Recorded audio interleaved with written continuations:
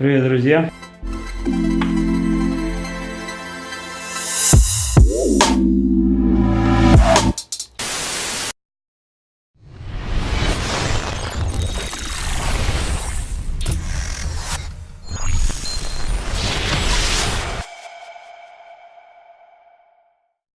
Сегодня у нас будет видео про камин с водяной рубашкой. Есть у нас вот такой камин, мы его растопили. Здесь сверху, вот здесь вот идет водяная рубашка. Водяная рубашка — это такая система теплообменника, которая тепло камина переводит в тепло теплоносителя. Сильное заявление.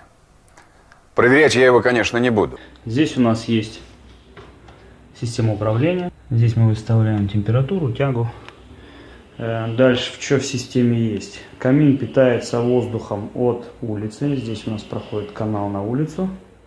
И забор идет с улицы. Спускаемся в подвал. И будем сейчас смотреть, что у нас в подвале. Как у нас все это устроено. Свет. Идем к самому сердцу дома, как это называется. Итак, мы в сердце дома. Здесь у нас есть расширительные баки, все стандартно. Газовый котел, который обычно греет отопление. Здесь у нас есть бойлер. У нас вода от котла, вода от камина обогревает воду в системе отопления.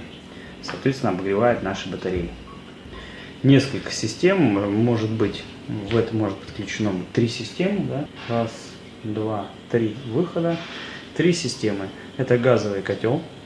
Это дровяной камин с водяной рубашкой, который греет воду. И другой какой-то, может быть, электрический котел или что-то еще. И, в общем, вся вот эта система отопления греется от 3 источников. Может греться от 3 источников. Вот это поворот! Вот таким образом вы можете отапливаться не только газовым котлом, но еще и камином с водяной рубашкой. Всем советую. Очень хорошая штука. Если это вам нужно...